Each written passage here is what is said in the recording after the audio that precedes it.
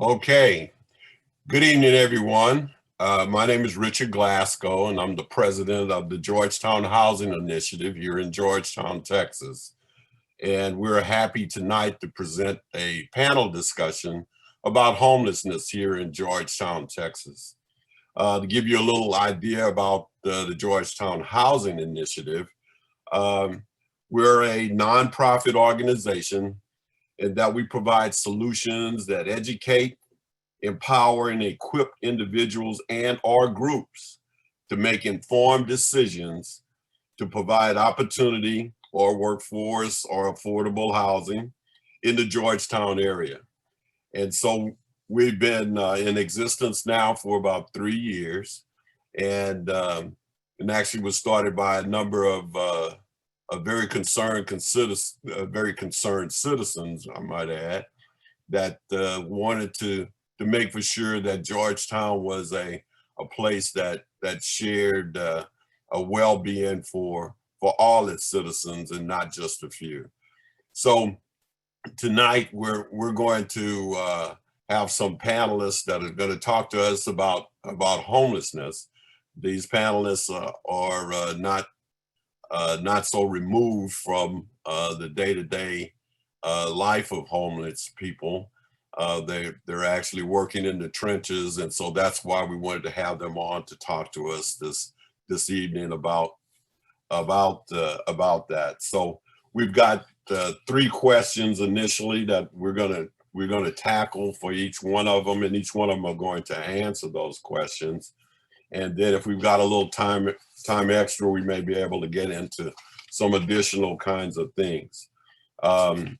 We have with us this evening Leslie Janka, who is with the Georgetown Project. We have Patrick Lloyd, who operates out of the library here. And hopefully, maybe sometime before we're finished, maybe Bob Weimer with Helping Hands will join us as well. So we're going to kick it off and start off with Leslie Janka. And the first question for Leslie and for Patrick as well is, how does your organization serve the homeless population here in Georgetown? Leslie?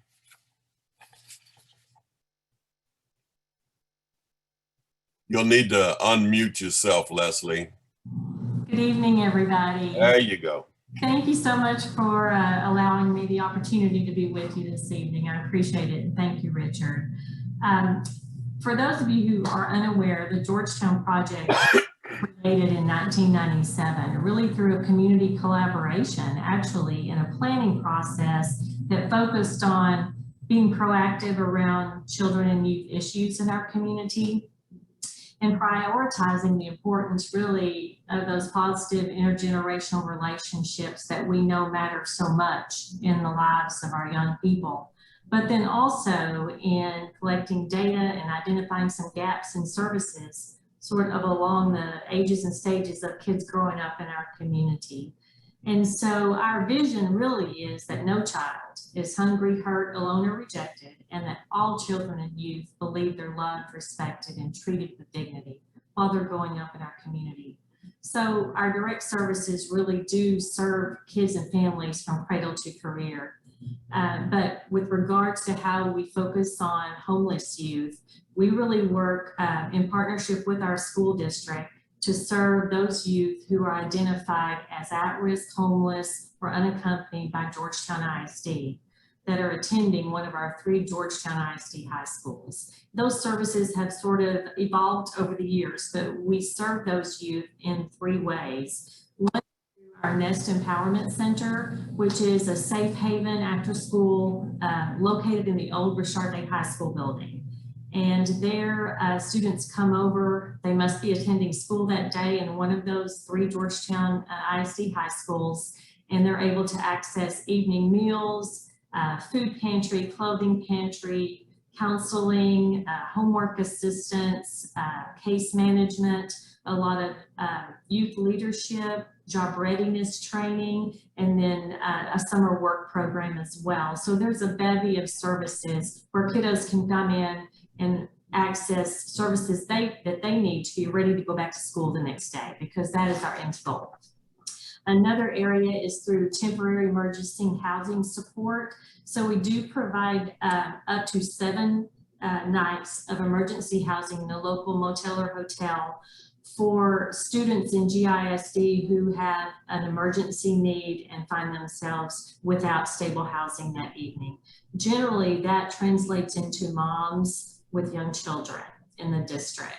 And then a new initiative that we've been working on about the past 3 years is our post-secondary education and supportive housing program. So we're working with new graduates that have been attending the Nest Empowerment Center to support them 1 year following graduation. This is funded by Georgetown Health Foundation. And in that year, we're supporting getting their career or technology certifications, and we provide them safe housing for 1 year.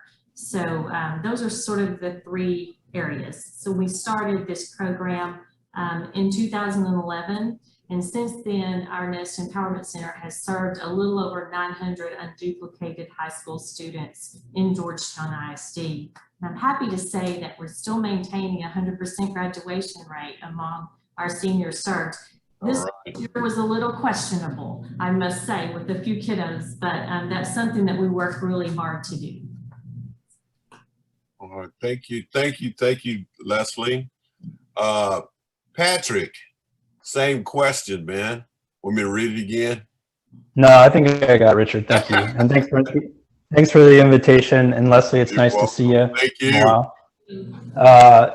So I hope that most of y'all listening are familiar with the library and the services that we offer. And I guess I would say that the services we offer folks experiencing homelessness are the exact same services that we offer everybody that walk through the door. And I think that's important to point out, because I think sometimes those of us who have homes and live lives of relative stability tend to make some assumptions about what's going on in the lives of folks who live outside, or folks who may not have it as good as we have it. And so one of the things I like to do in the talks that I give is ask audiences of librarians, you know, why do people in general come to visit libraries? And of course, books and entertainment, information, socialization, meetings, and all that good stuff. And then I ask, you know, why do vulnerable populations, including people experiencing homelessness, come to libraries? And oftentimes people will say AC, heat, water, safety, a place to sleep, or things along those lines. And certainly that's true, but I also then like to flash a slide that lists the exact same things that I listed for the reasons people in general utilize the library. And so I would say that keep in mind that the services we offer are for everyone that walks through our doors. But for people experiencing homelessness, many of those services are much more crucial to their day-to-day lives. So the folks who are watching this right now might come to the library for live music, check out a book now and then, attend a meeting, that sort of thing.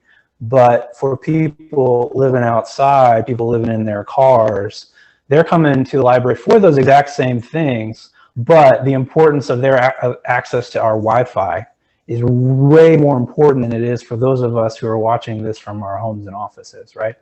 Their access to our HVAC, especially right now in the summer, is extremely important, even though they're utilizing it in the exact same way that you or I might. So I'd like to start with that, and to back up just a little bit, it's important to distinguish that I work at the library, but I'm a social worker. So I think a lot of y'all listening probably know that already. If you don't, that is a new concept sort of thing. I was the first one in Texas. And my elevator speech is that, you know, when people come to the library and the questions that they have, the answers to those questions lie outside the walls of the library, about housing, about attorneys, about Medicare and Medicaid, or those sorts of things. That's kind of where I step in. So that's kind of why I'm here. I do serve people experiencing homelessness. Most of the people I serve are housed. I think hopefully Bob can join us, because I think he will have probably the most up-to-date insight on folks and their right to self-determination, and what drives folks living outside to sometimes make what seems to you and me maybe a strange choice to not interact with someone like me.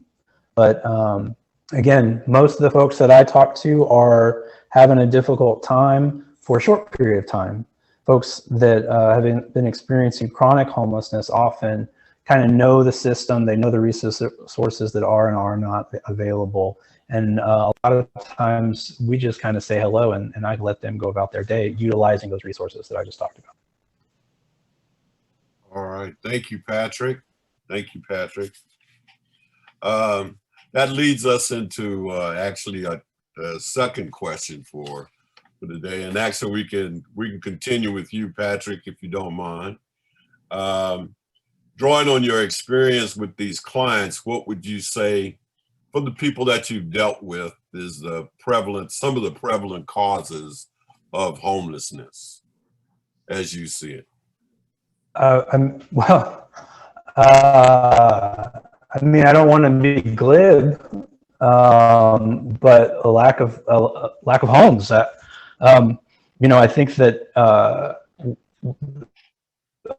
there are homes available, and we can find money in our society for many different things. It seems, for me, the answer to that question is not complicated. I think that the complicated piece for me is reconciling our values with our choices as a society. I think that we all recognize that homelessness is a problem, but it's not something that we choose to direct our financial resources and our energy and that sort of thing. So there's that. I would say that locally, I mean, nobody solved this problem.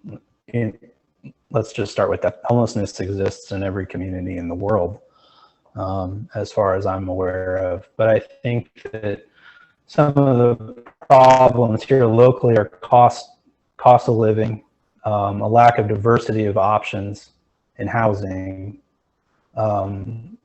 difficult job stuff in general. And then something that's universal is just the constant struggle that folks experiencing homelessness have, obtaining basic documentation. And certainly I'm not the first person to say that. I'm sure that a lot of people on this call have probably dealt firsthand with trying to help somebody in a hard spot get a driver's license, get a social security card, and that sort of thing. And those are frustrating experiences for all of us, you know, with internet access and time on our hands and cars and all that sort of thing. But you throw homelessness, trauma history, mental illness, and or substance abuse, and mix that all together, and it's just really tough to help somebody get on their feet, for them to get on their feet on their own. I mean, this is a complicated issue, obviously, and we could kind of list the causes of homelessness all day, but those are the things that come to my mind off the bat. Okay, all right. Leslie, same question. In dealing with the population that you deal with, what do you think are some of the prevalent causes of homelessness in the group of folks that you deal with? Well, we work primarily with youth, but it's really hard to work with youth without working in the culture and the environment that they go home to, or where they go when they leave your program for the day. So I guess first I'd just like to say that we define homelessness using the McKinney-Vento Homeless Education Act definition, which is different than the HUD definition of homelessness. And so that really expands that definition of homelessness to support, you know, students who are navigating the challenges of unstable living conditions, and maybe couch surfing or bouncing around or staying in the car or whatever the case may be. But the McKinney-Vento definition really expands that concept of homelessness so that the supports can be there to help the kids stay in school and graduate and be successful. And so that would include like students who lack that regular and adequate nighttime residence, or kids who are doubled up or tripled up for economic reasons, or they would be on the street, or the family would be homeless, or they might be living in unsafe conditions if they were not able to double up with other folks or triple ups. We have some kids who are maybe staying in a small apartment with 10 or 12 folks, and none of those may be their family, right? Or maybe them and their mom are in an apartment with lots of people, so no quiet space to do homework. Maybe there's only a microwave in that apartment, those kinds of things. Also, it brings in those kids who are living temporarily because of economic hardship or other reasons in hotels and motels or in shelters, are abandoned in hospitals, for example, and the ones living in cars or parks and other things like that. But also those couch servers that may be staying a week at this friend's house and then moving to the next place and moving to the next place, or staying in a tent in someone's backyard for half of the school year. So what we see a lot are kids making a whole lot of transitions throughout the year and not having that regular, safe, and stable housing. And we can all imagine, you know, what that's like, having to go to school and be successful if you're living through that. So that's why those community and school partnerships are so important. But some of the issues, I guess, that we're seeing with the kids we've worked with in this past 10 years that are in this situation is also just economic hardship, obviously, some generational, some situational, but, you know, inability to pay the rent. And so if families have, you know, make the decision to pay the rent or the utilities, then some of those things like food and clothing and other kinds of things are not happening. So the ability to get those in safe spaces and programs in the community outside the school day is incredibly important. And then often just, you know, the transitioning and living situations, and youth can be asked to leave at any time without any legal recourse. So that's how they kind of look at, you know, what's the living situation. So the school is making that determination on a case-by-case basis before a student's qualified homeless. And then also lack of like reliable transportation and reliable regular internet service for families to look for jobs or to get to job interviews. And then maybe some families have young children, and so paying for it's almost like they're working to pay for childcare, because childcare is very expensive as well. And then of course with teens, a lot of the reasons they may be on their own or experiencing homelessness by our definition is just unhealthy home life. You know, kids get kicked out for all kinds of reasons: substance abuse, mental health issues, maybe LGBTQ issues, you know, mental health issues and those kinds of things. Traditionally, you see a lot of that in the junior and senior year, where kids, particularly in that senior year, may find themselves on their own. Also, I think it's difficult sometimes to navigate community resources, because if the transportation isn't there or they're not plugged in to who to go to for those kinds of things, particularly after this year that we've been through, you know, a lot of families are a little bit isolated and disillusioned and sort of locked down, which, you know, leads to just doing nothing. And, you know, they become overwhelmed. And so I guess probably in something that a term we like to use is called relationship poverty. And especially right now with kids and families, because there has been isolation, a lot of the high-risk students that we serve chose virtual learning. And so they've not been connected to those regular safe spaces and people and services and before COVID. And so they're missing those really important relationships in their lives. So it's exciting to think that we can get some of those kids hopefully back on campus, because if they can get to campus, they can get bus transportation to get to our programs. And so that's incredibly important. So that's just a few things that come to mind. Okay. I heard a statistic today, and this is from 2019. It says that 43% of working Americans have to choose between food, healthcare, and housing. And in that sense is that those are the three big items that they have to juggle.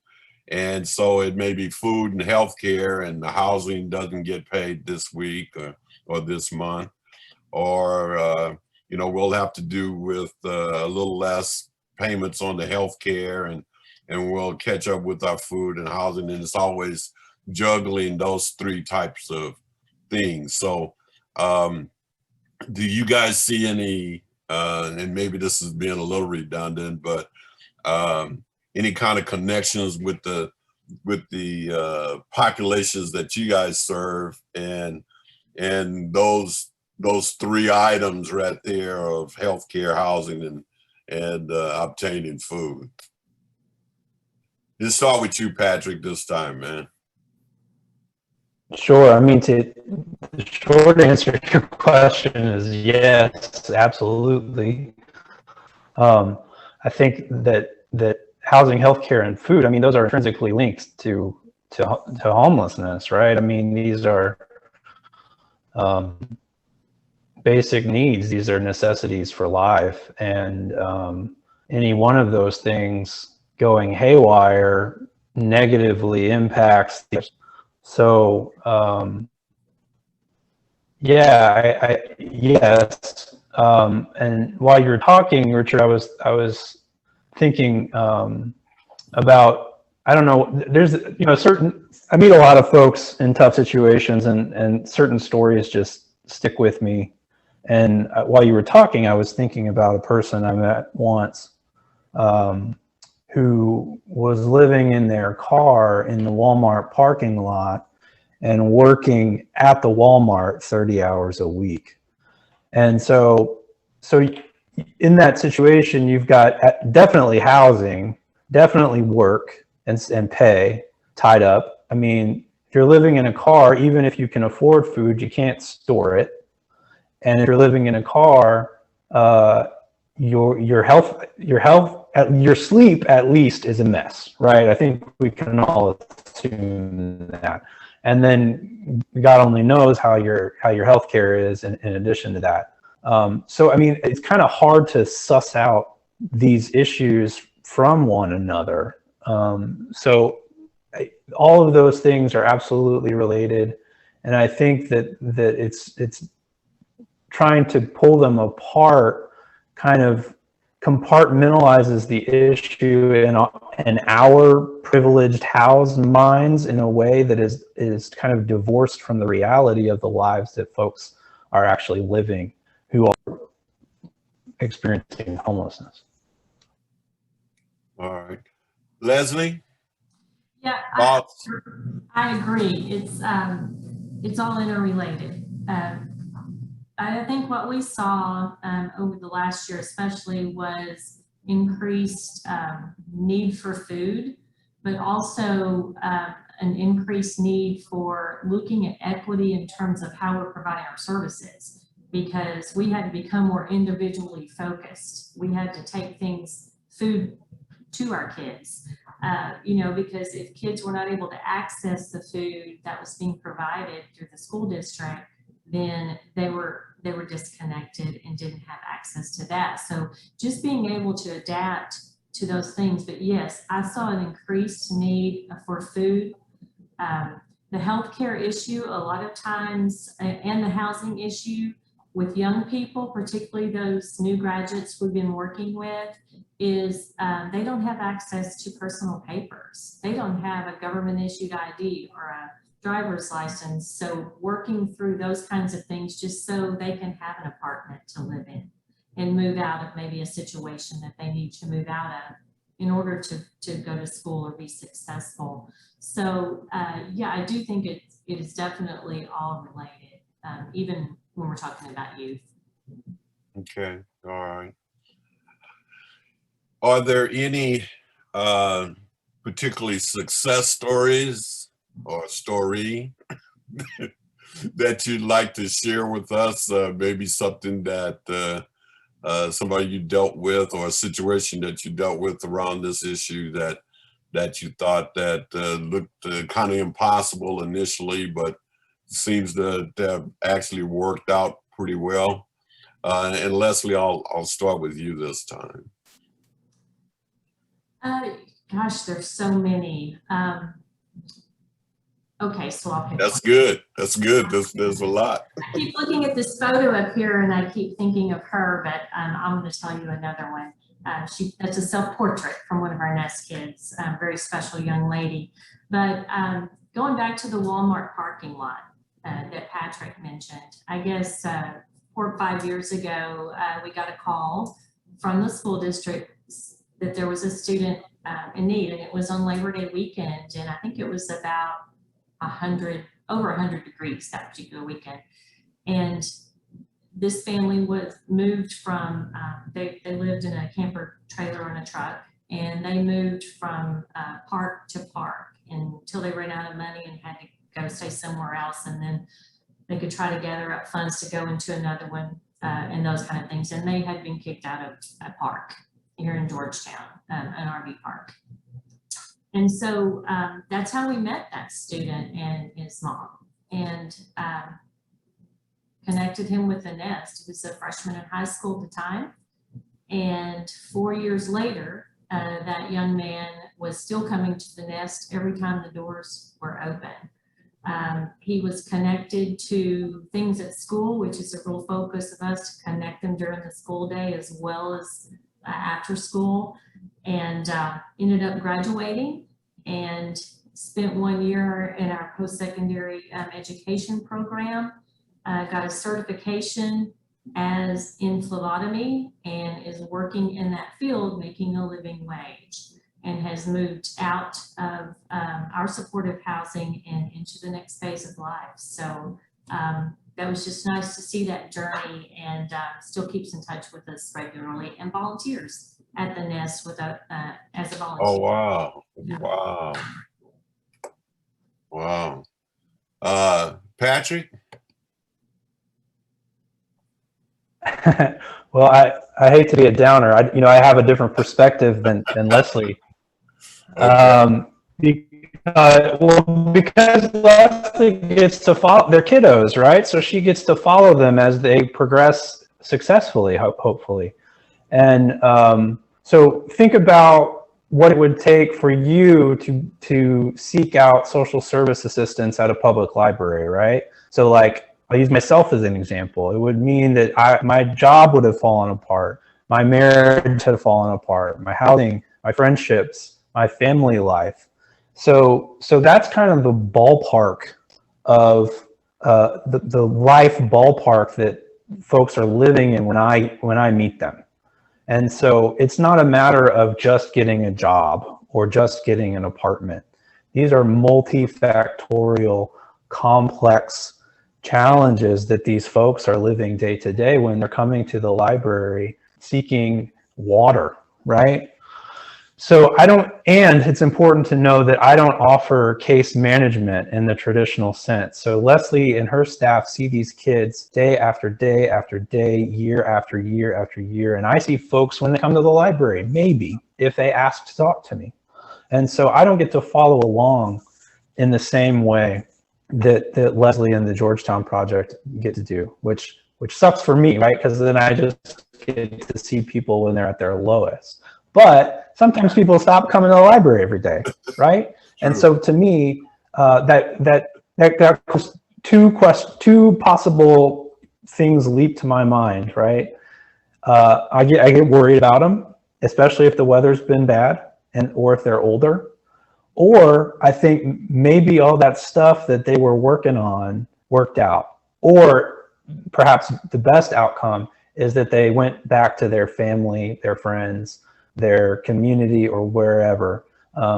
Because in my experience, the state, the resources that are available, et cetera. You know, I used to work in child welfare, and one of the judges, excellent judge, Darlene Byrne in Travis County, used to say, you know, the state of Texas does the best that it can, but it's not a good parent. And I would say that me and the nonprofit community here and everywhere, and social workers and helping professionals, we do the best that we can, but we're not a good replacement for family. And so when I talk to folks experiencing homelessness, one of the things that I ask, if it's appropriate, is, you know, how's your relationship with your family? Where are they? You know, are they somebody that you can turn to? Because even the most well-equipped community is not going to be able to fill in my opinion, most of the time, for a caring, stable family, or fictive kin is what we used to call it in child welfare. That might be your old high school coach or a teacher or a friend or your godmother or whatever it may be. So that's a long-winded way of saying I don't really have a great example of a success story, but that's just because my work is different than Leslie's. Okay. All right, we've got a few people that are listening in, and they've got a couple of questions or a few questions. So I'm going to throw out, this one ought to be a pretty easy one. How do homeless people, how do they register to vote?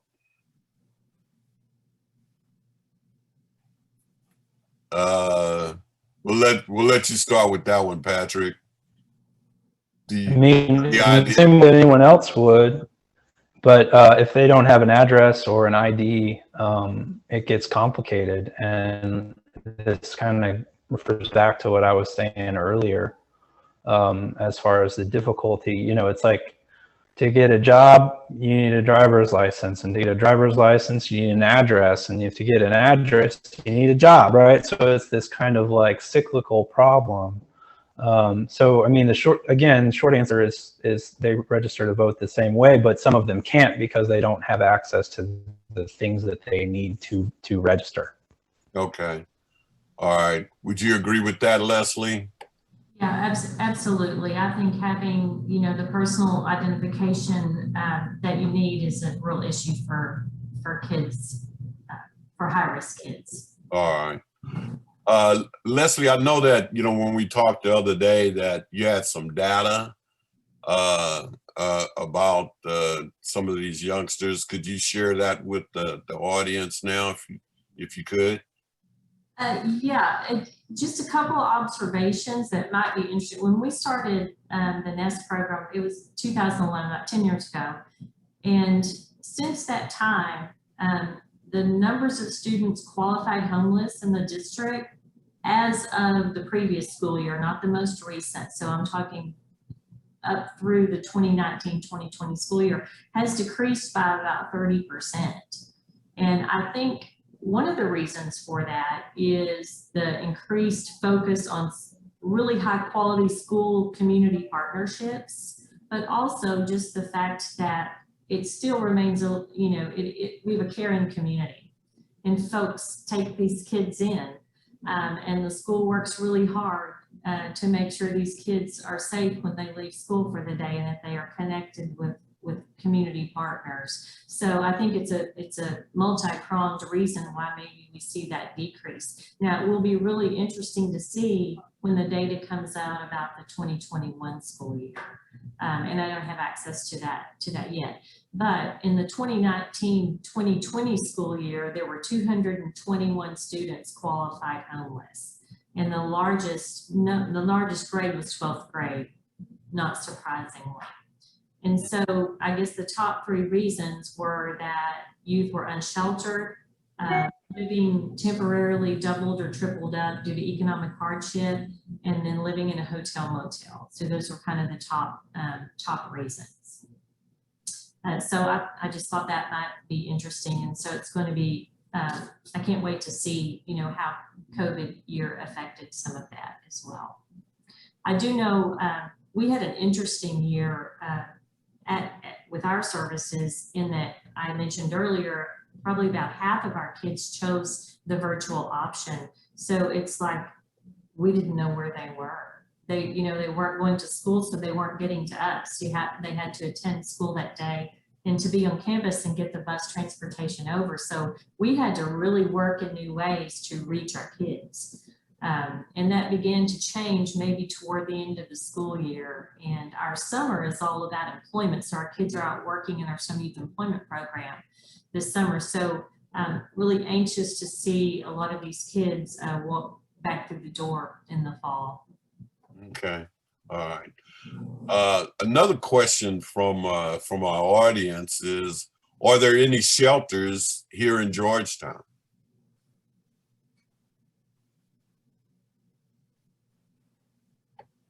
Want to do that one, Patrick? Sure.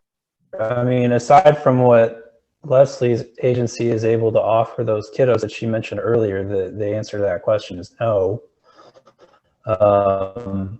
There are no traditional homeless shelters, emergency shelters in Williamson County. The only one really is Hope Alliance in Round Rock. That's an agency that serves victims of domestic violence and sexual assault. And they have a very limited number of beds, and folks are limited to a certain number of nights in those beds. There is the Texas Baptist Children's Home, also in Round Rock. That is for children and families usually impacted by child welfare stuff.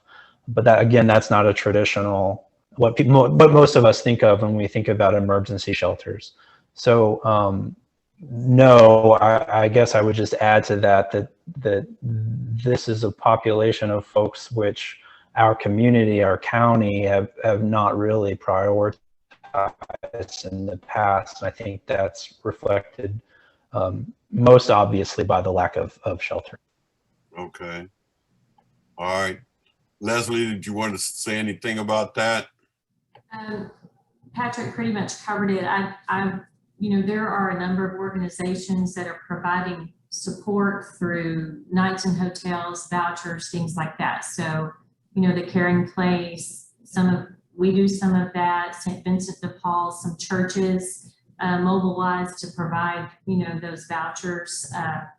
The police department, victim services, I think, has opportunities to put folks up, but no traditional shelter. I will say that we have really been excited about working with the Texas Baptist Children's Home-Based Program. I don't know if a lot of people know about it, but it is a great opportunity. The kids have to be 18, but for those kids who need that transitional to, I don't know if it goes to 21, I can't remember how long they're able to be there, but it's a cottage, there's like a house parent, and so it's a really nice option. It is in Round Rock, of course, on their campus, but it's a really program and a great opportunity for some of our kids who absolutely have nowhere to go and need that safe support for several years after graduating high school. So, you know, that's probably the closest thing to a youth shelter that, you know, that we're working with. Okay. All right. Are you guys aware of any type of percentage of homeless people that would be part of the Georgetown population? Is there some kind of data for that that you guys are aware of? And I'll start with you, Leslie. Okay, Bob would be a good one to talk to us about this, because there's a point in time survey that happens in collaboration sort of with a coalition called Wilco Homeless Coalition. And I believe they did a point in time survey a year ago, maybe, and I don't have that data. They do not recognize the McKinney-Vento definition of homeless in that survey. So we're not able to count our kids in that survey. So, you know, maybe Bob would have that data. Okay, all right. And just so everybody kind of knows, Bob had an operation procedure yesterday, which kind of prevents him from being here today. I think it was eye surgery, so I guess he needs his eyes. So let me give you guys we've got another question. Can I actually jump in, Richard? Go ahead, Patrick. Yeah, I can speak to the point in time count a bit. So Leslie's partially correct. So so to back up, the point in time count, or the pit count, which some of y'all are probably aware of, is an idea throughout the state of Texas, county by county. A county canvasses with volunteers literally an entire county by foot on one night a year in January, and literally counts the number of people experiencing homelessness that they find in that county. Williamson County has historically not participated in this count. I think that we may have participated some number of years ago, not on a consistent basis. I began my job in 2016. We had not participated in any recent years at that time, but Leslie is correct. We did start it off again in 2019. That count did collect some data, but the numbers were so low that everyone involved seems to be confident, including myself, that the count was off. Basically, we don't know where people are living outside in Williamson County because this isn't an issue that we've historically paid attention to, and we don't have any shelters where people congregate. And so it's literally walking through cornfields trying to find people. So one of the things that I think that's really important for the folks listening right now to understand is that as a community, as a county, we don't really understand this problem. I'm seeing a lot of questions about numbers of people experiencing homelessness, percentage of the population, that sort of stuff. We have no idea. We have not done this pit count in any kind of substantive way over a number of years. This is not data that we collect, prioritize, look into, et cetera. So I think when I think about trying to address homelessness in Williamson County and Georgetown, I think for me, a good place to start is with understanding the problem. And that's not something that we don't understand it as of right now. Amen. Let me ask this question. What effect or how big a problem do you guys expect to see when the eviction moratorium ends? And I'll start with you again, Patrick. I mean, I expect to see an increase. I think we can expect to see an increase of all the nasty social problems as we kind of come out of COVID and this economic recession. They just released data, the feds just released data, I think today, on opioid overdose deaths. And they increased dramatically, I think by like 25,000 or something like that in 2020. So, and that is predictable. That is to be expected. And so, with people, if people are starting to get evicted after a period of economic strife, it's 2 = 4. We're going to see an increased number of instability, including homelessness.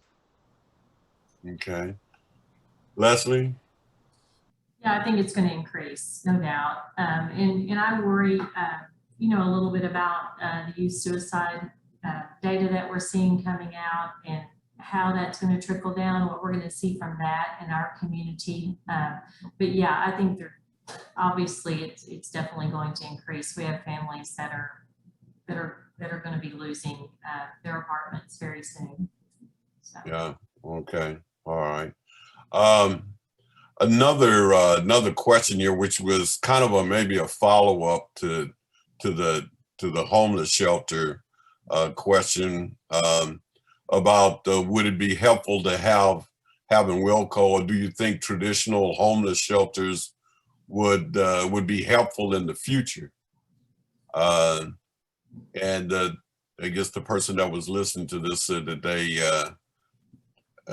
heard that we don't have traditional homeless shelters or traditional shelters in that sense. Do you guys think that that would be a helpful addition to our community? And I'll start with you, Leslie, and then we'll go to Patrick. Yeah, obviously, I think we need more resources for our homeless population. My perspective is from youth and the families, you know, their guardians or whoever, the adults in their lives. But I do think it's important that a one-size-fits-all approach, you know, is not realistic. I mean, Georgetown looks different than Round Rock, that looks different from Austin. So I think communities have to figure out what works in our own community. And yes, it's a regional and countywide issue as well. And those partnerships are important, looking at it from the bigger picture. But I don't know if traditional works here, and I don't know what that would look like in Georgetown. I think it's something that as a community, we co-create together. Okay. Patrick?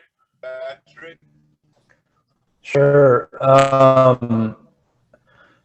Well, let me just say, you know, people need AC in the summer and people need heat in the winter, especially now that we seem to live in a place with sub-freezing weather for a week at a time.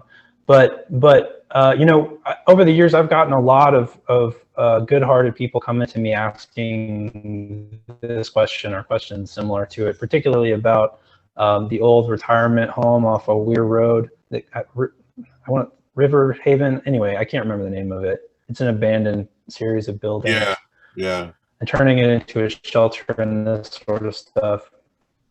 And I really try to get folks thinking less about a building and more about a system. Because what do we want? What are the things that are going to pull somebody out of homelessness? A safe place to sleep, yes, but also psychiatric care if they need it, a job, healthy food, transportation, social supports. All of these things can be achieved in my mind without a traditional homeless shelter. And so I think that, and also we know that traditional homeless shelters have not solved the problem.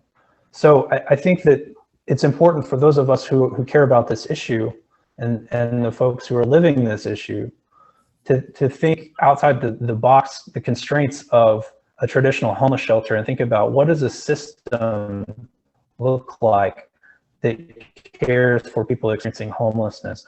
What does a community look like that lifts people out of severe poverty and get away from these kind of different ideas as far as just a building or just a shelter or that sort of thing, and kind of think about the multifaceted kind of approach that a community who is invested in improving lives needs to take. Okay. All right. Thank you, guys. I don't know if you guys have any, and maybe some of you guys' population is somewhat transit. So you know, one of the questions is what about transits who have no intentions of getting help? I'm not for sure about that, but the services being offered are great for those people who are willing to get help, but curious about those camping and not wanting help. So, I mean, do you guys have any thoughts about those? I don't know if that's a segment of the population that you guys deal with at all. I'll start with you, Patrick. Do you have any thoughts about that? Well,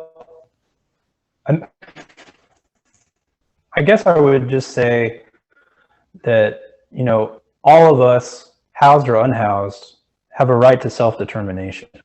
And judging somebody based on the decisions that they make given the circumstances of their lives, and differentiating between somebody experiencing homelessness and somebody who's transient, to me, is problematic.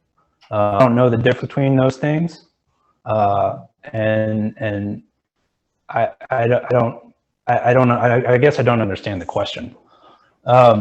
So people have a right to be able to choose what they do in their lives, and does that mean that some folks make what we might consider poor decisions? Yes. I make poor decisions. I stayed up past midnight last night. Sometimes I drink too much. You know, I'm sure all of us make poor decisions sometimes, but I think that too often those of us who have relatively comfortable lives somehow feel it's appropriate for us to tell another person who is living an extremely difficult life what they should be doing. And I just fundamentally disagree with that. Okay, all right. Leslie? Yes, we haven't met any young person or, the adults in their life who didn't want a safe, stable home. I think it's a basic necessity that everyone at least wants to have that security in their life. And I'd agree with Patrick, everyone has choices to make. From our perspective, I keep thinking about a young girl that we met. She was a senior in high school when she started coming to the Met. This was our very first year. And she lived in the car with her dad an entire year. And she was not in a safe environment, but she felt like she was in a safe environment. And she was 18 that entire year, an adult, and managed to find her safe place with us every day. But she went in the car when she left us. And so at some point, you just have to respect people's decisions and try to make them feel cared about and valued when you have them. Got you. One last question for both of you guys, and one of our attendees asked this, and I think this will be a great question to end our discussion on is, as an individual citizen, what can we do to support individuals experiencing homelessness? And I might add, what can individuals do to work with you guys to help y'all affect the homeless population here in Georgetown as well? And so I'll start with you, Leslie, and then we'll go to Patrick. Okay. Well, I think it sounds simple, but I think we talk to each other and we try to learn what services are out there, who's offering what, and offer opportunities and safe spaces for all folks in Georgetown who may be experiencing homelessness or unstable living conditions to feel welcome, no matter where they go in Georgetown, because that's just important as a citizen to feel welcome and supported and accepted in your community. I think also continuing to work on transportation. I mean, it's just an issue that comes up all the time with young people trying to get around in the community and with the people in their lives. And it's just, it's a head scratching issue. It's a big issue, just like homelessness is a big issue. But I think not giving up and continuing to work on the problem is all we can do. Really is try to move things forward. Now, there are amazing organizations that work on this every day. And some of them I think were mentioned in the chat, obviously, that are trying to reach out and support. I saw something about City of Georgetown. Do they support, any emergency housing vouchers or things of that nature? I forget what the chat said.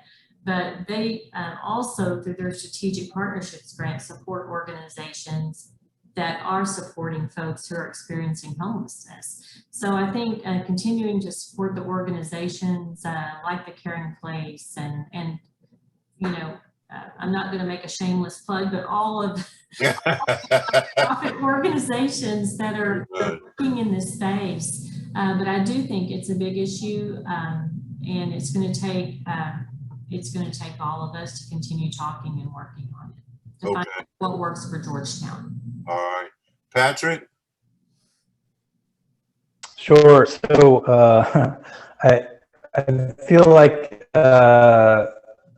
it's probably already come across, but I feel that I do this regularly, but I feel like a bit of a wet blanket sometimes when folks ask questions like this, because I think a lot of times people might be thinking of hygiene packets or coat drives or that sort of thing. And again, people need that stuff, and I don't want to discount that. But I think that if we're talking seriously about making a substantive impact on this issue in our community, that talking about the issue seriously with movers and shakers in the community, talking about collecting data, talking about evidence-based practices like permanent supportive housing and housing first models, which is something unfortunately we didn't get a chance to talk about tonight, but if anyone would like to, please reach out to me. These are the kinds of things that I think that we really need to be thinking about if we're serious about addressing the issue. So again, trying to think about this holistically rather than a one-off volunteer event where we make hygiene packs or something like that. What I think folks really need is a system and a community that care for them more so than on an ongoing basis, rather than a one-off thing that, yes, is helpful in the moment, but ultimately doesn't address the big problem. Okay. If I could follow up, like Patrick is talking about systems change, and that's longitudinal work. And, you know, I think having the commitment and the dedication of community and city leaders to move the discussions forward in a really productive way to make progress has to be a part of the equation, or you know, people lose their stamina for longitudinal work sometimes. Absolutely, absolutely. Well, I want to, from the Georgetown Housing Initiative, I want to thank both of you guys for being here tonight and educating a number of us about the ins and outs of this issue. It's not an issue that's going to go away. It's not a kick a can down the road kind of thing. So I just want to thank you both. Leslie Dinker with the Georgetown Project, Patrick Lloyd, that social worker at the library here. And I want to thank you so much. I want to thank our most capable engineer, Chuck Collins from SCGCC, who without his help, none of this would be possible. And I want to thank my board members as well, Regina Durden and Joyce May, for helping to help this be a reality as well. You know, we're going to, this is just the first of many issue-oriented Zoom programs that we're going to do. So, you know, look for us in the future doing some additional ones. And thank you all. Thank you, Georgetown. Thank everybody. Thank you, Patrick, Leslie. Thank you, Chuck. And my little timer's gone off, so our hour is up. Thank you all. Y'all have a good evening.